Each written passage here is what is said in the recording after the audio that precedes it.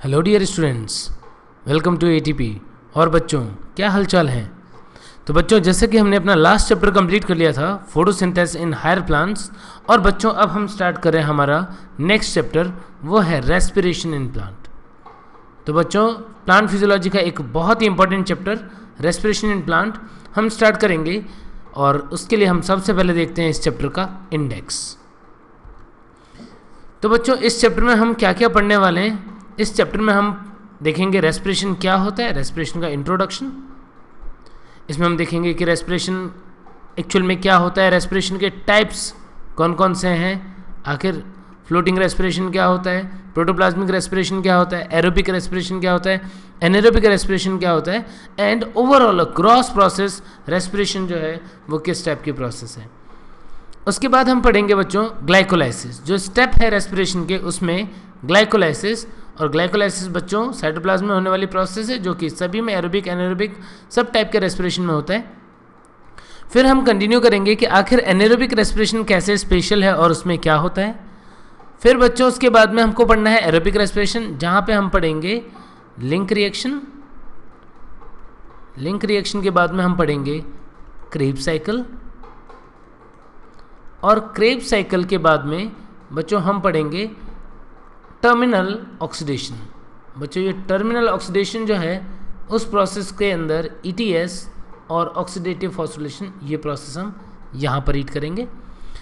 फिर बच्चों हम पढ़ेंगे कि रेस्पिरेशन को एम्फिबॉलिक पाथवे क्यों बोलते हैं और RQ क्या होता है। उसके बाद बच्चों हम लास्ट में लेंगे कुछ एक्स्ट्रा टॉपिक्स जैसे पेंटोस फॉस्फेट पाथवे या HMP शंट और कुछ रिलेटेड क्वेश्चंस। ठीक है बच्चों, तो हम स्टार्ट करते हैं सबसे पहले इंट्रोडक्शन से कि आखिर रेस्पिरेशन क्या होता है। तो बच्चों, रेस्पिरेशन होता क्या है और क्या ये एक ऐसा प्रोसेस जो हम प्लांट में ही पढ़ रहे हैं? तो बच्चों, आप लोगों ने ज़रूर से पढ़ा होगा रेस्पिरेटरी सिस्टम ह्यूमन के अंदर, ह्यूमन फिजियोलॉजी जब आपने पढ़ा होगा तो उस टाइम पे ज़रूर से आपने पढ़ा होगा रेस्पिरेटरी सिस्टम और रेस्पिरेशन की प्रोसेस। तो बच्चों, रेस्पिरेशन क्या होता है? कुछ बच्चे बोलते हैं कि सर वो प्रोसेस जिसमें ऑर्गेनिज्म ऑक्सीजन लेता है और CO2 बाहर निकालता है, उस प्रोसेस को हम रेस्पिरेशन बोलते हैं। तो बच्चों, यदि ह्यूमन के अंदर यदि आप इस प्रोसेस की बात करें तो ह्यूमन में तो रेस्पिरेशन या रेस्पिरेटरी सिस्टम में ज़रूर से ऐसा कुछ होगा कि यदि हम बात करें किसकी, ह्यूमन रेस्पिरेशन के, तो ह्यूमन रेस्पिरेटरी सिस्टम में आपने पढ़ा कि ह्यूमन में रेस्पिरेशन होता है तो पहला स्टेप होता है उसका वेंटिलेशन या ब्रीदिंग। क्या करता है वो? ब्रीदिंग करता है। ब्रीदिंग का मतलब क्या? एनवायरनमेंट के साथ में गैसेस एक्सचेंज करना। एनवायरनमेंट के साथ उसने गैसेस एक्सचेंज किया। देन सेकेंड स्टेप, इसके बाद में क्या होता है? उसके बाद में वो एयर जो लंग में गई उसमें से ऑक्सीजन चला जाता है ब्लड में, ब्लड के थ्रू सारे टिश्यूज़ में, और टिश्यू के थ्रू वो वापस से जो CO2 होता है वो ब्लड में आ जाता है और ब्लड से लंग में आके बाहर निकल जाता है। यानी O2 CO2 का एक्सचेंज जो होता है ब्लड के थ्रू, इंटरनल सर्कुलेशन, तो उसको बोल देते हैं हम इंटरनल रेस्पिरेशन। यानी रेस्पिरेशन का पहला स्टेप क्या हुआ? ब्रीदिंग। ब्रीदिंग को हम एक्सटर्नल रेस्पिरेशन भी बोलते हैं बच्चों। तो फर्स्ट स्टेप हो जाएगा एक्सटर्नल रेस्पिरेशन। सेकेंड स्टेप हो जाएगा बच्चों क्या? Internal respiration. और थर्ड स्टेप क्या होगा बच्चों कि वो जो ऑक्सीजन जो टिश्यू में पहुंचा वो रेस्पिरेटरी सबस्ट्रेट को क्या करेगा? ऑक्सीडाइज कर देगा और CO2 वहाँ से रिलीज होगी। तो वो जो लास्ट प्रोसेस है जो सेल के अंदर चल रहा है मेटाबॉलिक प्रोसेस, वो प्रोसेस होता है क्या? वो होता है सेलुलर रेस्पिरेशन। ठीक है बच्चों, तो ये कुछ ऐसी चीज़ जिससे आप फैमिलियर होंगे कि जब ह्यूमन में रेस्पिरेशन होता है, रेस्पिरेटरी सिस्टम जब आपने पढ़ा होगा उस टाइम पे 3 स्टेप होते हैं। एक्सटर्नल रेस्पिरेशन होता है, इंटरनल रेस्पिरेशन होता है और सेलुलर रेस्पिरेशन होता है।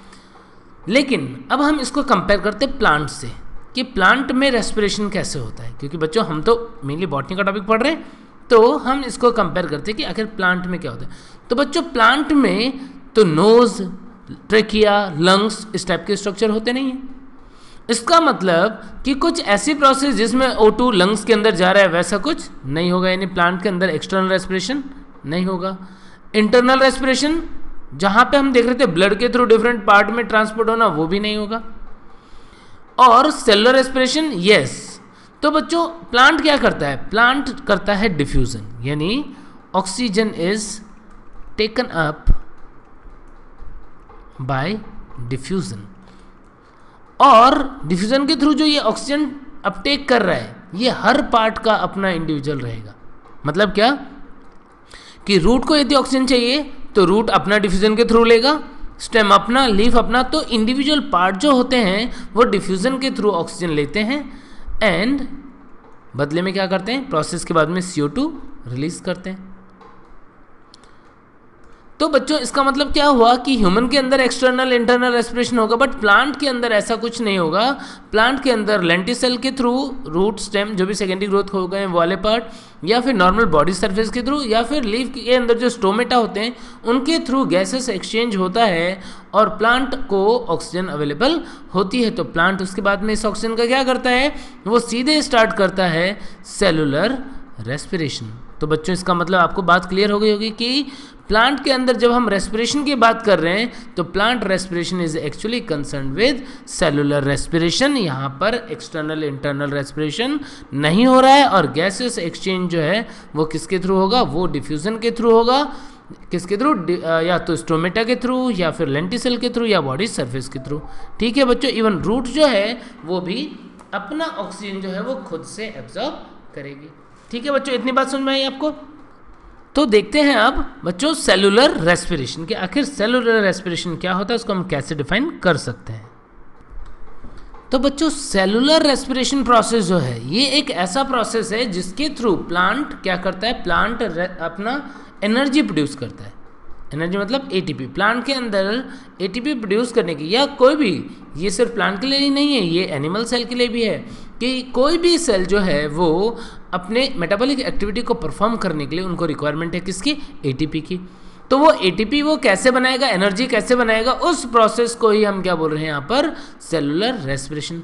बच्चों प्लांट के अंदर जो ग्रीन टिश्यू होते हैं उनमें तो लाइट रिएक्शन से भी ATP बनता है। हमने लास्ट लेक्चर में पढ़ा था, लास्ट चैप्टर जो पढ़ा हमने उसमें देख लिया था कि प्लांट जो है वो लाइट रिएक्शन के थ्रू ATP बना ले रहे हैं, तो उनकी मेटाबॉलिक एक्टिविटी में वो हेल्प कर देगा।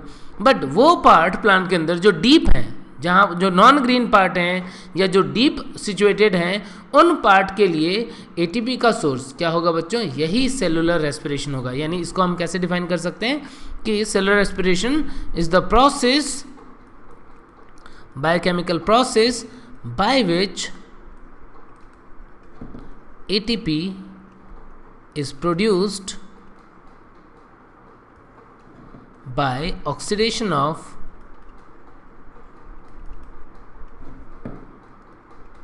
respiratory substrate। तो बच्चों ये रेस्पिरेटरी सबस्ट्रेट जो बोल रहे हैं हम यहाँ पर, सबसे पहले वो क्या है?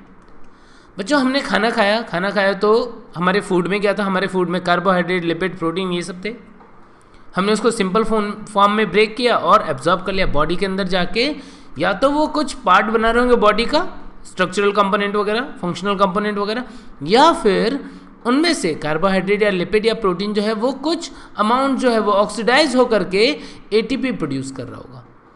तो उसी सबस्ट्रेट को हम क्या बोल रहे हैं? Respiratory substrate. यानी सेलुलर रेस्पिरेशन में जो लॉन्ग कार्बन चेन जो है वो यूज हो रही है किस प्रोसेस के लिए? ऑक्सीडेशन प्रोसेस के लिए, और उसमें एनर्जी रिलीज होती है। तो बच्चों ये रिएक्शन जो होगा रेस्पिरेटरी सबस्ट्रेट के ऑक्सीडाइज होने का जो प्रोसेस होगा that is gradual step wise reaction. क्यों बच्चों? क्योंकि यदि ये एक साथ ही ऑक्सीडाइज हो जाए तो बहुत ज़्यादा अमाउंट में हीट प्रोड्यूस हो जाएगी और हो सकता है कि हम उस एनर्जी को स्टोर नहीं कर पाए। तो इसके लिए सेल ने या प्लांट ने क्या किया या ऑर्गेनिज्म ने क्या किया? रेस्पिरेशन के अंदर मल्टीपल स्टेप्स में प्रोसेस कंप्लीट किया और उनमें जो एनर्जी निकलती है उसको ATP की फॉर्म में स्टोर करते जाते हैं। Means it completes in multiple step,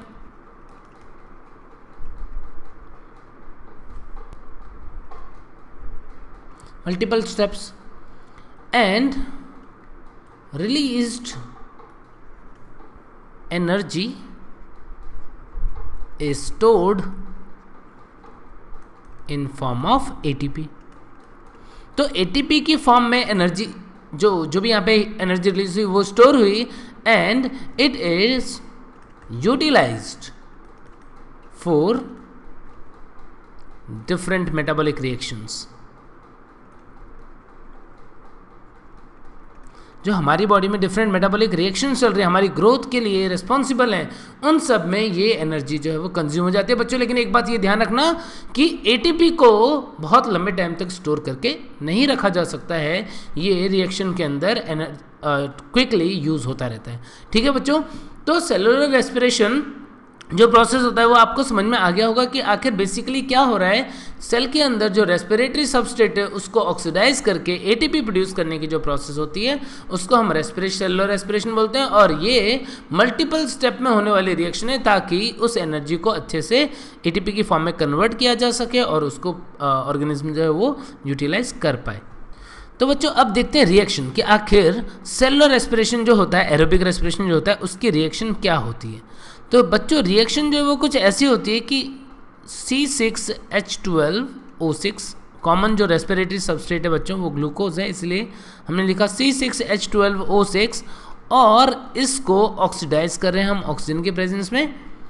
तो बच्चों ये ऑक्सीडाइज जब होगा तो प्रोडक्ट क्या बनेगा, इसके ऑक्सीडेशन से प्रोडक्ट बनता है। यदि ये कंप्लीट ऑक्सीडेशन, क्योंकि हम एरोबिक रेस्पिरेशन की बात करें तो कंप्लीट ऑक्सीडेशन होगा तो बन जाएगा CO2 और H2O। इस रिएक्शन के अंदर बच्चों बहुत सारे एंजाइम्स की रिक्वायरमेंट होगी और साथ में एनर्जी जो बनेगी वो कितनी बनेगी, वो 36 और 38 ATP के इक्विवेलेंट एनर्जी जो है वो बनती है। क्यों 36 क्यों 38 बच्चों, इसके बारे में डिटेल में हम देखेंगे जैसे जैसे हम ग्रेजुअली इस चैप्टर को पढ़ते जाते हैं। तो आपको समझ में आ गया कि कैसा रिएक्शन कि जिसके अंदर ग्लूकोज या रेस्पिरेटरी सबस्ट्रेट ऑक्सीडाइज हो जाए और CO2H2O में कन्वर्ट होगा, ऐसी रिएक्शन को ही हम क्या बोल रहे हैं, रेस्पिरेशन। और एनर्जी जो है वो प्रोड्यूस हो रही है कितना, 36 और 38 ATP। ठीक है बच्चों, यदि हम इसी को कंबशन रिएक्शन से कंपेयर करें तो सेम रिएक्शन बट कंबशन में मिलता है कितना, 686 किलो कैलोरी एनर्जी।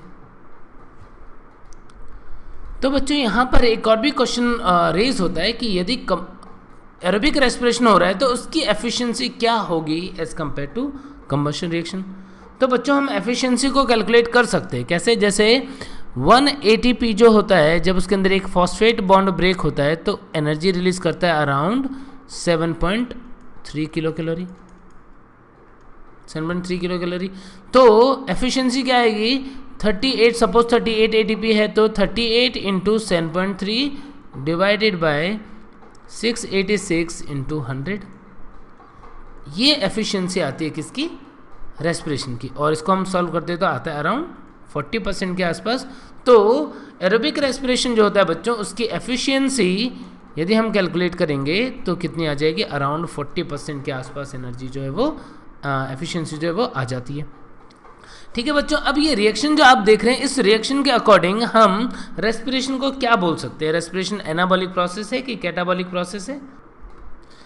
रेस्पिरेशन जो है वो बच्चों एनाबॉलिक प्रोसेस बोलना पसंद करोगे कि कैटाबॉलिक प्रोसेस, तो रेस्पिरेशन एक कैटाबॉलिक प्रोसेस है। क्यों बच्चों, क्योंकि आपको पता होगा कि कैटाबॉलिक प्रोसेस वो होता है जिसमें एक लार्जर कंपाउंड जो है वो स्मॉल कंपाउंड में कन्वर्ट होता है। और यहाँ पर आप देख भी पा रहे हैं कि ये एक लार्जर कंपाउंड है और ये CO2H2O में ब्रेक हुआ है स्मॉल कंपाउंड में, तो कैटाबॉलिक रिएक्शन है।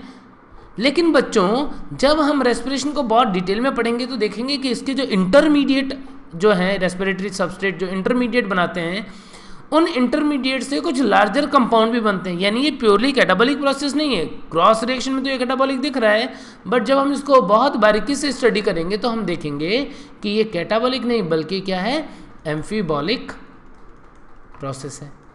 तो बच्चों ज़्यादा एक्यूरेट आंसर क्या होगा कि respiration is an amphibolic process. ठीक है बच्चों, अब ये ऑक्सीडेशन है कि रेडॉक्स रिएक्शन है। फिर से देखो बच्चों कि यहाँ पर ग्लूकोज जो है वो CO2 और H2O में कन्वर्ट हो रहा है, ऑक्सीडेशन की रिडक्शन आप बोलेंगे ऑक्सीडेशन। लेकिन बच्चों ये ऑक्सीजन यूज हुआ और खुद किस में कन्वर्ट हुआ, H2O में, यानी ग्लूकोज का तो ऑक्सीडेशन हुआ और खुद ऑक्सीजन का क्या हुआ, रिडक्शन हो गया। तो बच्चों इसको क्या बोलना प्रीफर करेंगे हम कि ये एक रिडॉक्स रिएक्शन है। इस रिडॉक्स रिएक्शन के अंदर जो रेस्पिरेटरी सबस्ट्रेट होता है उसका ऑक्सीडेशन हो जाता है।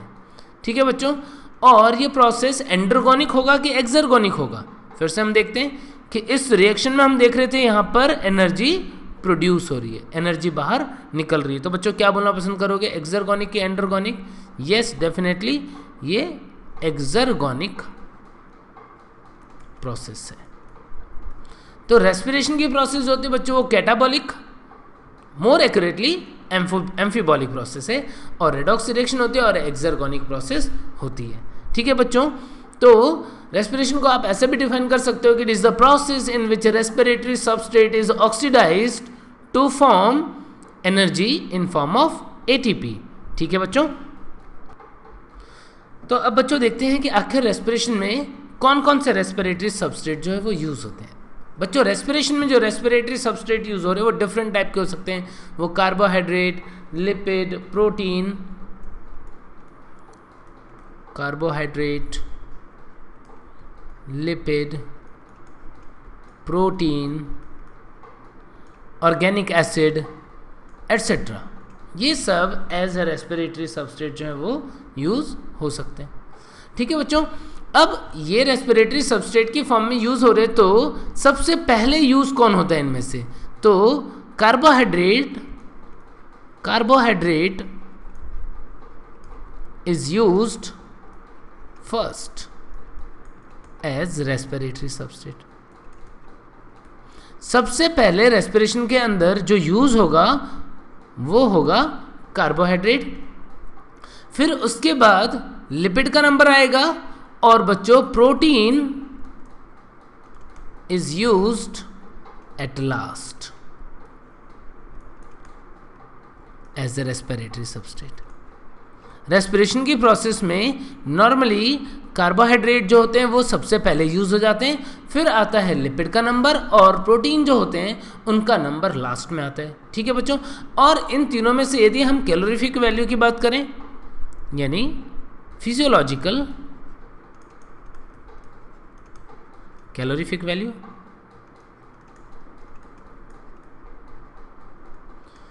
तो बच्चों किससे सबसे ज़्यादा एनर्जी मिलती है? यहाँ पर सबसे ज़्यादा एनर्जी जो हमें मिलेगी वो मिलेगी सबसे ज़्यादा एनर्जी लिपिड से। लिपिड का सबसे ज़्यादा कैलोरीफिक वैल्यू होगा 9.1 के आसपास, और कार्बोहाइड्रेट और प्रोटीन इनका कैलोरीफिक वैल्यू जो होता है वो ऑलमोस्ट बराबर होता है। तो रेस्पिरेटरी सबस्ट्रेट के फॉर्म में कार्बोहाइड्रेट, लिपिड, प्रोटीन या अदर सब्सटेंस यूज हो सकते हैं, जिनमें सबसे कॉमनली या सबसे पहले यूज होता है कार्बोहाइड्रेट और सबसे लास्ट में होता है प्रोटीन। एनर्जी की बात करें तो लिपिड में सबसे ज़्यादा एनर्जी होगी, फिर कार्बोहाइड्रेट, प्रोटीन जो होते हैं दोनों का कैलोरीफिक वैल्यू ऑलमोस्ट बराबर होता है 4.1 के आसपास।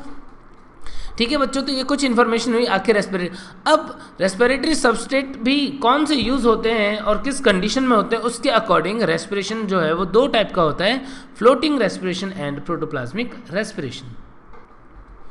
तो बच्चों फ्लोटिंग रेस्पिरेशन क्या होता है? फ्लोटिंग रेस्पिरेशन होता है जिसके अंदर रेस्पिरेटरी सबस्ट्रेट जो होता है वो स्टोर्ड फूड है। Respiratory substrate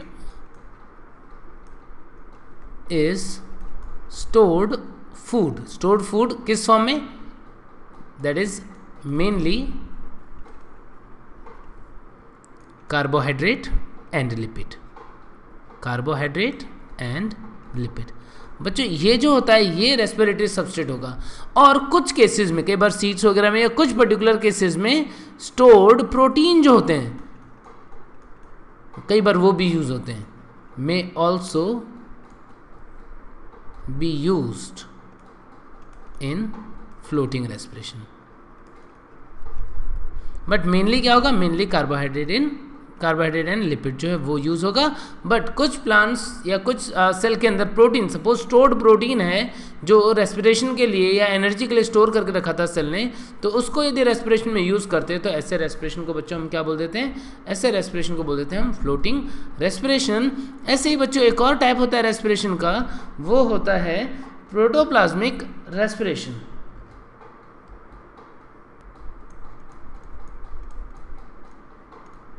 protoplasmic respiration.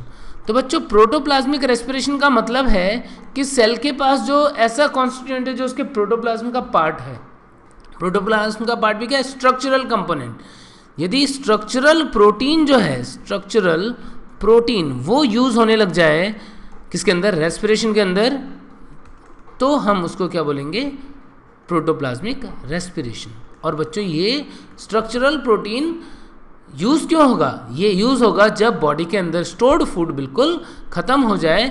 इसका मतलब इन केस ऑफ स्टारवेशन, जब भुखमरी वाली केस होगी, जब बहुत लंबे टाइम तक फूड नहीं खाया, तो in case of starvation protoplasmic respiration occurs. उस टाइम पे ये प्रोटोप्लाज्मिक रेस्पिरेशन होता है। समझ गए क्या बच्चों? यानी फ्लोटिंग रेस्पिरेशन जो नॉर्मल कंडीशन में हो रहा है, और प्रोटोप्लाज्मिक रेस्पिरेशन जो स्टारवेशन की कंडीशन में हो रहा है। सेल अपना जो प्रोटीन का पार्ट है, जो स्ट्रक्चरल प्रोटीन वगैरह है, उनको ब्रेक कर देगा और उससे एनर्जी प्रोड्यूस करना स्टार्ट कर देगा। ठीक है बच्चों। अब इसके अलावा यदि हम रेस्पिरेशन के टाइप देखें, ऑक्सीजन की यूज़ होने पे कि यूज़ होता है कि नहीं होता है, तो रेस्पिरेशन दो टाइप का होता है बच्चों, एरोबिक एंड एनेरोबिक रेस्पिरेशन। तो बच्चों एक एक करके हम डिफरेंस देखते हैं कि आखिर एरोबिक रेस्पिरेशन और एनेरोबिक रेस्पिरेशन ये दोनों एक दूसरे से कैसे डिफरेंट है, इनमें क्या डिफरेंस होता है। तो बच्चों एरोबिक रेस्पिरेशन वो होता है जिसके लिए ऑक्सीजन की रिक्वायरमेंट होती है, ऑक्सीजन इज रिक्वायर्ड। इस प्रोसेस में ऑक्सीजन की रिक्वायरमेंट होगी, बट एनेरोबिक रेस्पिरेशन के अंदर क्या बोलेंगे हम, ऑक्सीजन इज नॉट रिक्वायर्ड। यानी ऑर्गेनिज्म जो है वो एटीपी प्रोड्यूस कर रहा है लेकिन बिना ऑक्सीजन के, तो उसको बोल देंगे एनेरोबिक रेस्पिरेशन। बच्चों एरोबिक रेस्पिरेशन के अंदर generally mitochondria is required.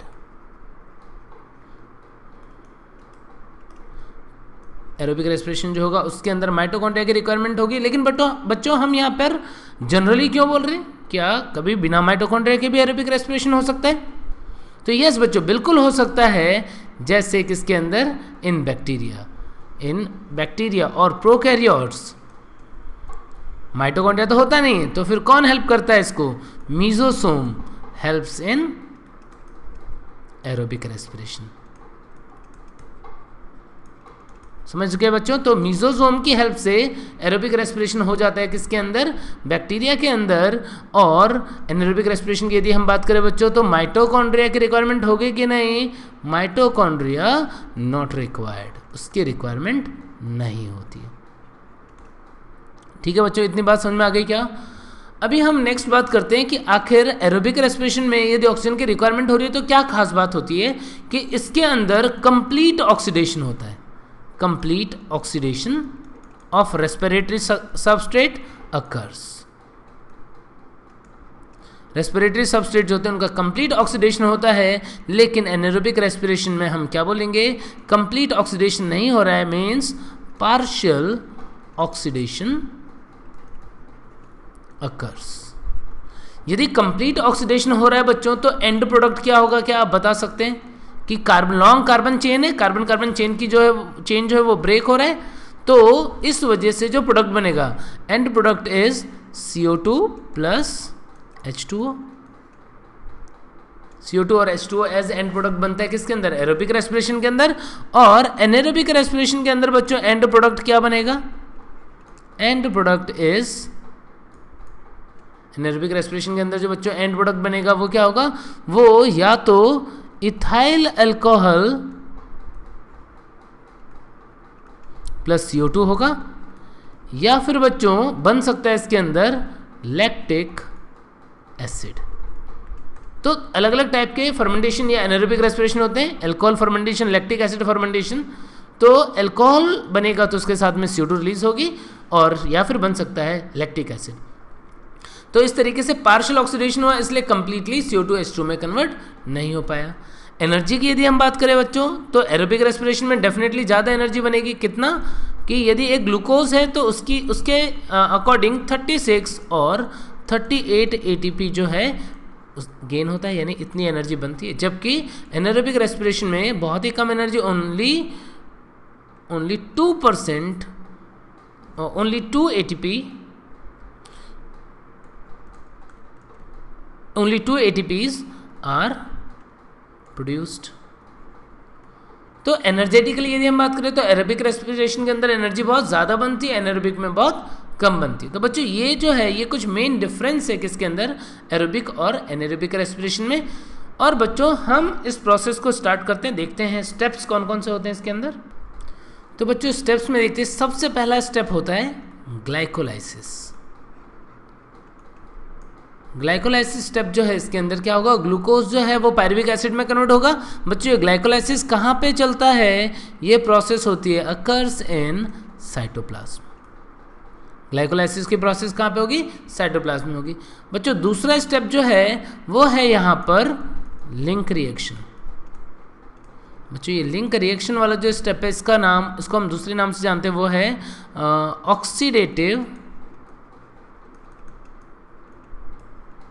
Oxidative decarboxylation of pyruvic acid. Oxidative decarboxylation of pyruvic acid. तो बच्चों ये स्टेप जो होता है वो कहाँ पे होता है बच्चों, बहुत इंपॉर्टेंट, आप ध्यान रखेंगे कि ये स्टेप जो होता है ये होता है माइटोकॉन्ड्रियल मैट्रिक्स में। Mitochondrial matrix. बच्चों ये बात इंपॉर्टेंट इसलिए है कि कई बार हम बुक में पढ़ते हैं तो पेरीमाइटोकॉन्ड्रियल स्पेस वगैरह लिखा हुआ होता है, बट आप ध्यान रखेंगे कि ये माइटोकॉन्ड्रियल मैट्रिक्स के अंदर चलने वाली प्रोसेस है। और थर्ड स्टेप जो होता है वो होता है बच्चों क्रेब्स साइकिल। क्रेब्स साइकिल जो है वो कहाँ पे चलता है बच्चों, ये स्टेप भी चलता है किसके अंदर, occurs in mitochondrial matrix. Mitochondrial matrix के अंदर चलने वाली प्रोसेस है बच्चों। तो अपने एनसीईआरटी को यदि आप फॉलो कर रहे हैं तो उसके अंदर लिंक रिएक्शन जो है उसको अलग से स्टेप नहीं लिखा हुआ है, बल्कि वो क्रेब्स साइकिल के साथ में इंक्लूडेड हैं। तो अपने एनसीईआरटी के अकॉर्डिंग ये दो स्टेप अलग अलग नहीं होंगे, बल्कि इन दोनों को क्लब करके एक ही स्टेप बना रखा है, उसको क्रेब्स साइकिल में ही लिखा हुआ है बच्चों। तो फिर नेक्स्ट स्टेप की यदि हम बात करते हैं तो नेक्स्ट स्टेप होता है टर्मिनल ऑक्सीडेशन। और बच्चों ये जो टर्मिनल ऑक्सीडेशन वाली स्टेप है ये कहाँ पे रन करती है, ये रन करती है इनर माइटोकॉन्ड्रियल मेम्ब्रेन पे। इनर माइटोकॉन्ड्रियल मेम्ब्रेन, ठीक है बच्चों। तो ये जो इनर माइटोकॉन्ड्रियल मेम्ब्रेन पे प्रोसेस चल रहा है, एक्चुअल में ये दो पार्ट में होता है, ये दो स्टेप्स में होता है। एक होता है electron transport system. Electron transport system जिसको बच्चों आप लोग ईटीएस के नाम से भी जानते हो। ईटीएस जिसमें इलेक्ट्रॉन का फ्लो होता है और उसकी वजह से कुछ प्रोटॉन जो है उनका फ्लो होता है। और लास्टली टर्मिनल ऑक्सीडेशन में लास्टली ऑक्सीडेटिव फॉस्फोराइलेशन।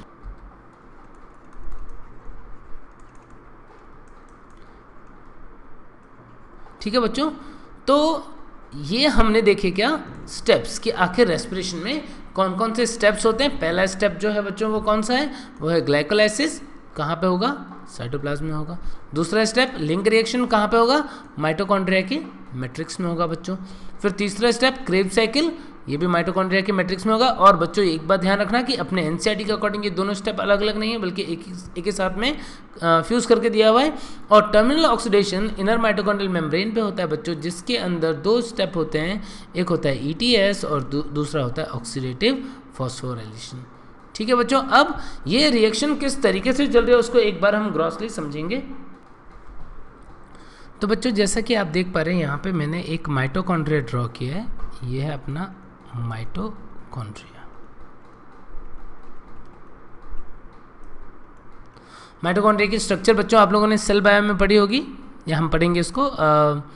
ये आउटर माइटोकॉन्ड्रियल मेम्ब्रेन, ये इनर माइटोकॉन्ड्रियल मेम्ब्रेन, बीच में पेरीमाइटोकॉन्ड्रियल स्पेस। और इनर माइटोकॉन्ड्रियल मेम्ब्रेन की जो फोल्डिंग होती है, इस फोल्डिंग को हम बोलते हैं क्रिस्टी। और अंदर होता है मैट्रिक्स। मैट्रिक्स में डबल स्ट्रैंडेड सर्कुलर डीएनए होगा और बहुत सारे एंजाइम्स वगैरह होंगे। राइबोसोम होगा 70S।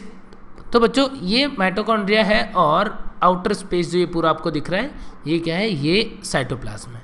ठीक है बच्चों, वो माइटोकॉन्ड्रिया हो गया और ये हो गया मान लीजिए साइटोप्लाज्म। तो आखिर प्रोसेस कैसे होती है मैं आपको ये बताना चाह रहा हूँ कि आखिर कौन सी प्रोसेस कहाँ पर होगी, एक ग्रॉस आइडिया हमको मिल जाए इसके लिए।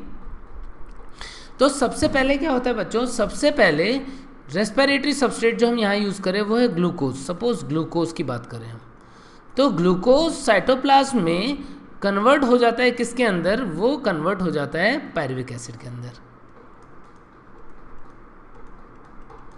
पायरुविक एसिड और पायरुवेट उसके अंदर कन्वर्ट हो जाता है। और बच्चों ये जो प्रोसेस होती है ग्लूकोज से पायरुविक एसिड बनने की प्रोसेस, इसी प्रोसेस को बोलते हैं हम क्या, ग्लाइकोलाइसिस। ये हमारा फर्स्ट स्टेप है। कौन सा है बच्चों, ये ग्लाइकोलाइसिस। यानी ग्लाइकोलाइसिस की प्रोसेस कहाँ पे होगी, ग्लाइकोलाइसिस की प्रोसेस होगी साइटोप्लाज्म में, जहाँ पर ग्लूकोज कन्वर्ट होगा किसके अंदर, पायरुविक एसिड के अंदर। और इस प्रोसेस में बच्चों एनर्जी जो है वो प्रोड्यूस होती है, और वो एनर्जी क्या है, इस प्रोसेस में जो नेट गेन होता है वो 2 ATP बनते हैं और 2 ही NADH2 बनते हैं। ये एनर्जी गेन होता है बच्चों। तो एक ग्लूकोज जो है वो कन्वर्ट हो जाएगा 2 पायरुविक एसिड के अंदर। ये पायरुविक एसिड जो बन रहा है यहाँ पे, उसका नंबर कितना है बच्चों, 2 है। तो ग्लूकोज से पायरुविक एसिड का बनना, प्रोसेस को क्या बोल रहे हैं हम, ग्लाइकोलाइसिस। और इस प्रोसेस के अंदर 2 ATP और 2 NADH2 बनता है बच्चों। और ये प्रोसेस कहाँ पर कंप्लीट हो रही है, ये प्रोसेस साइटोप्लाज्म में कंप्लीट हो रही है। अब ये पायरुविक एसिड का आगे क्या होगा, इसके पास 2 ऑप्शन होते हैं बच्चों। या तो ये एरोबिक रेस्पिरेशन करना चाहता है, ऑक्सीजन प्रेजेंट है, माइटोकॉन्ड्रिया है तो अंदर आ जाए, या फिर ऑक्सीजन नहीं है तो ये एनेरोबिक रेस्पिरेशन में पार्टिसिपेट करने लग जाता है, या फर्मेंटेशन की प्रोसेस स्टार्ट हो जाती है, जिसके अंदर ये पायरुविक एसिड फर्दर कन्वर्ट हो सकता है। किसके अंदर, हमने देखा था कि एनेरोबिक रेस्पिरेशन में हम 2 प्रोडक्ट की बात कर रहे थे, या तो बन सकता है इथाइल एल्कोहल प्लस CO2, ये प्रोडक्ट बन सकता है बच्चों। कितने प्रोडक्ट बनेंगे, 2 प्रोडक्ट बनेंगे।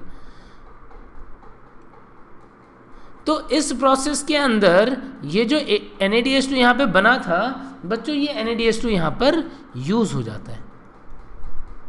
यानी यदि 2 मॉलिक्यूल की बात करें, 2 पायरुविक एसिड से 2 इथाइल अल्कोहल बन रहे हैं, तो NADH2 जो है वो यूज हो जाएगा। इसका मतलब बच्चों नेट गेन कितना बचा, आप देख पा रहे हैं एनेरोबिक रेस्पिरेशन हो रहा है, ग्लूकोज से इथाइल अल्कोहल बना, तो नेट गेन क्या हुआ, नेट गेन हुआ सिर्फ 2 ATP का। ठीक है बच्चों।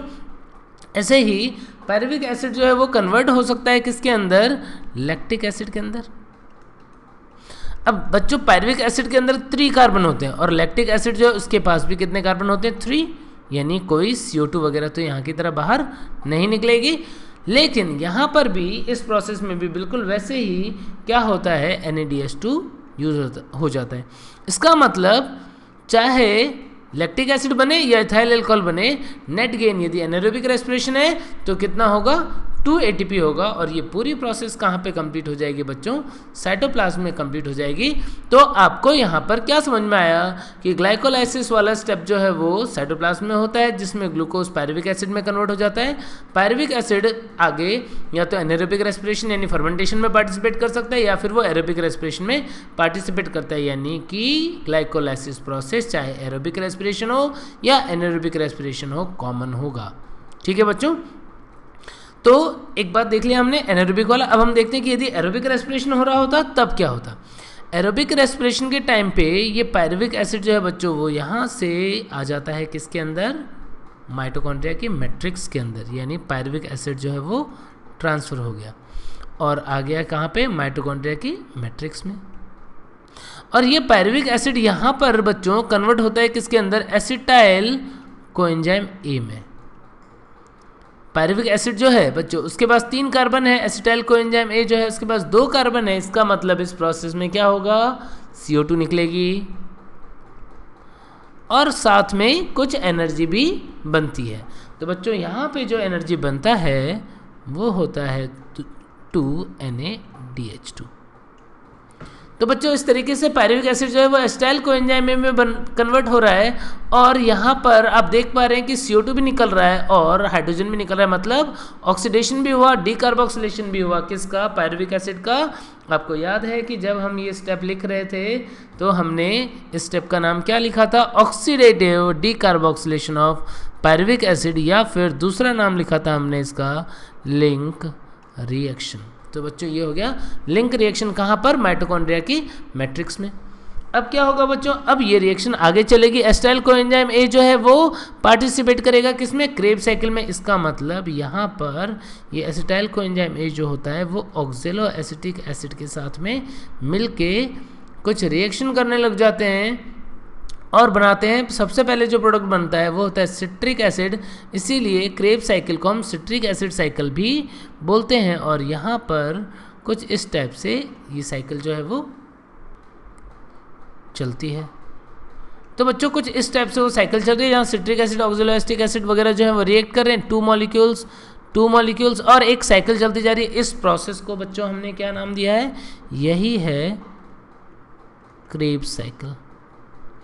और बच्चों क्रेब्स साइकिल के अंदर यदि हम गेन की बात करें कि आखिर क्या क्या होता है, तो यहाँ पर CO2 निकल जाती है, दो मीन्स 4 CO2। यदि हम 2 साइकिल की बात करें यहाँ पर, क्योंकि यहाँ पे 2 ऑक्सोलोएस्टिक एसिड है, 2 सिट्रिक एसिड भी बना रहे हैं हम, तो 2 CO2 निकल जाता है और यानी 4 CO2 निकल जाता है। और जो एनर्जी बनती है बच्चों वो कुछ इस तरीके से कि 6 NADH2 बन जाएगा, 2 FADH2 बन जाएगा यहाँ पे, और बच्चों 2 GTP या ATP बन जाएगी। तो अल्टीमेटली आपने क्या देखा कि 6 CO2 निकल गए। ये देखिए यहाँ पे 2 CO2 जो है वो तो लिंक रिएक्शन में निकल गए, और 4 यहाँ पे यानी 6 CO2 कंप्लीट ऑक्सीडेशन हो गया। और कंप्लीट ऑक्सीडेशन की प्रोसेस में स्टेप्स क्या, ग्लाइकोलाइसिस, साइटोप्लाज्म में चलने वाले रिएक्शन में पायरुविक एसिड बना, लिंक रिएक्शन जो मैट्रिक्स में चलने वाला प्रोसेस है, इससे एसिटाइल कोएंजाइम में बना, और क्रेब्स साइकिल जो कि मैट्रिक्स में चल रहा है और इससे भी बहुत सारे CO2 निकल गए और बहुत सारी एनर्जी बन रही है। तो बच्चों इसमें जहाँ पे भी ATP या GTP डायरेक्ट बनती है रिएक्शन में वो तो ठीक है, उसको हम बोलते हैं सबस्ट्रेट लेवल फॉस्फोरिलेशन। लेकिन जो NADH2 FADH2 बन रहा है ये डायरेक्टली ATP में कन्वर्ट नहीं होगा, इसके लिए जो स्टेप होगा या प्रोसेस होगी उसको ही बोलते हैं हम टर्मिनल ऑक्सीडेशन। अब बच्चों ये टर्मिनल ऑक्सीडेशन कैसे चलता है वो देखते हैं। टर्मिनल ऑक्सीडेशन चलाने के लिए मेम्ब्रेन पे होते हैं complexes, complex 1, complex 2, complex 3, complex 4, ऐसे डिफरेंट टाइप के कॉम्प्लेक्सेस जो है वो मेम्ब्रेन पे प्रेजेंट होते हैं बच्चों। और साथ में होते हैं कुछ स्पेशल पार्टिकल्स जिसको बोलते हैं हम F0F1 पार्टिकल्स। ये F0F1 पार्टिकल जो है बच्चों वो बिल्कुल वैसा ही है जैसा कि आपने पहले पढ़ा था, यानी कि फोटोसिंथेसिस के टाइम पे आपने CF0 CF1 पार्टिकल पढ़ा था, कपलिंग फैक्टर बिल्कुल वही चीज़ है ये। और ये किस तरीके से काम करते हैं कि जो भी NADH2 यहाँ पर बन रहे हैं या फिर इवन वो NADH2 जो साइटोप्लाज्म में बना था वो भी यहाँ पर एंटर होगा, वो भी पार्टिसिपेट करेगा इस प्रोसेस में। और यहाँ पर एंटर होने के लिए वो यूज़ करता है GP शटल और MA शटल। ये इलेक्ट्रॉन शटल होते हैं, इनको ये यूज़ करता है और एंटर हो जाता है मैट्रिक्स में। मैट्रिक्स में जब ये NADH2 आ जाएंगे और पहले से भी यहाँ पे प्रेजेंट है तो ये ऑक्सीडाइज होकर के क्या करते हैं, ये अपने प्रोटॉन और इलेक्ट्रॉन को रिलीज़ करते हैं।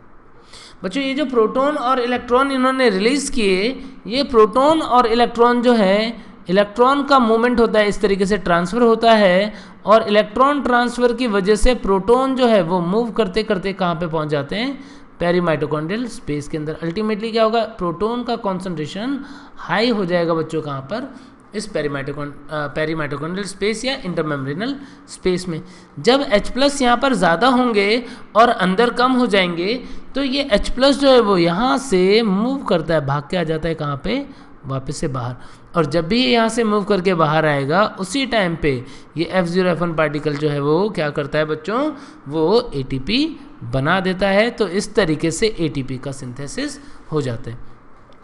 ठीक है बच्चों, तो 1 NADH2 जो है वो 3 ATP के इक्विवेलेंट और 1 FADH2 जो है वो 2 ATP बनाने का काम करते हैं। ठीक है बच्चों, तो ये जो आपको एक डायग्राम में मैंने ग्रॉसली समझाया कि आखिर क्या प्रोसेस होता है, तो यहाँ पर आप देख रहे हैं कि साइटोप्लाज्म और माइटोकॉन्ड्रिया पार्टिसिपेट कर रहे हैं। साइटोप्लाज्म के अंदर ग्लाइकोलाइसिस वाला स्टेप हुआ और ग्लाइकोलाइसिस वाले स्टेप में ग्लूकोज पायरुविक एसिड में कन्वर्ट होता है। ऑक्सीजन प्रेजेंट है कि नहीं है इस पर डिपेंड करेगा आगे का प्रोसेस। यदि एब्सेंट है तो साइटोप्लाज्म में ही ये पायरुविक एसिड जो है वो या तो इथाइल अल्कोहल CO2 में कन्वर्ट हो जाता है या फिर वो लैक्टिक एसिड में कन्वर्ट हो जाता है। ठीक है, और यदि O2 प्रेजेंट है और इस तरीके से एनारोबिक रेस्पिरेशन कंप्लीट होती है, यानी ये वाला जो स्टेप, ये वाला जो प्रोसेस दिख रहा है ये कौन सा है, ये एनएरोबिक रेस्पिरेशन वाली प्रोसेस है। और यदि ऑक्सीजन प्रेजेंट है तो ये पायरुविक एसिड एंटर हो जाएगा माइटोकॉन्ड्रिया में, जहाँ पर चलेगा बच्चों क्या, लिंक रिएक्शन, जिससे ये एसिटाइल कोएंजाइम में कन्वर्ट होता है और एनर्जी रिलीज होती है। एस्टाइल कोएंजाइम ए जो है वो ऑक्सैलोएसिटिक एसिड से रिएक्ट करके ट्राई कार्बोक्सिलिक एसिड साइकिल या सिट्रिक साइकिल या क्रेब साइकिल चलाता है और इसमें बहुत सारे NADH2 FADH2 प्रोड्यूस होते हैं और GTP प्रोड्यूस होता है। जो ATP और GTP बन रहे हैं वो तो सबस्ट्रेट लेवल है, प्लांट डायरेक्टली यूज़ कर सकता है, लेकिन जो NADH2 FADH2 है इनको कोई भी ऑर्गेनिज्म जो है वो डायरेक्टली यूज़ नहीं कर सकता, इसको ATP में कन्वर्ट करना होगा। तो उसके लिए जो लास्ट प्रोसेस चलता है उस प्रोसेस का नाम क्या बच्चों, यहाँ पे जो चल रहा है ये चल रहा है टर्मिनल ऑक्सीडेशन। मेम्ब्रेन के ऊपर क्या चलता है, टर्मिनल ऑक्सीडेशन। इस टर्मिनल ऑक्सीडेशन वाली प्रोसेस जो है इसके अंदर बच्चों आप दो चीज़ें देख पा रहे हैं। क्या देख पा रहे हैं कि एक तो इलेक्ट्रॉन का फ्लो हो रहा है यहाँ पर, ये जो इलेक्ट्रॉन के फ्लो वाली ये जो प्रोसेस है जिसके थ्रू प्रोटॉन पेरीमाइटोकॉन्ड्रियल स्पेस में गया, इसको बोलते हैं हम ETS। और फिर जब ये प्रोटॉन बाहर निकल के ATP बनाता है तो इसको बोल देते हैं हम ऑक्सीडेटिव फॉस्फोराइलेशन। तो इस तरीके से कंप्लीट रेस्पिरेशन जो है वो प्रोसेस साइटोप्लाज्म और माइटोकॉन्ड्रिया की हेल्प से कंप्लीट हो जाती है और सारा का सारा CO2 कार्बन जो है वो CO2 में रिलीज हो जाएगा। ठीक है बच्चों, और जो भी एनर्जी निकल रही है वही ग्रेजुअली किसमें, ATP में कन्वर्ट या स्टोर होती जा रही है। तो बच्चों मुझे लगता है कि आज का लेक्चर जो है वो आप लोगों को समझ में आ गया होगा। आज हमने पढ़ा कि आखिर रेस्पिरेशन क्या होता है, कौन कौन से टाइप है, रेस्पिरेटरी सबस्ट्रेट क्या होता है और प्रोसेस को हमने ग्रॉसली देखा कि किस तरीके से वो कंप्लीट होती है। और बच्चों इसके बाद में इस चैप्टर को हम कंटिन्यू करेंगे नेक्स्ट लेक्चर में। तब तक आप पढ़ते रहिए। Bye bye.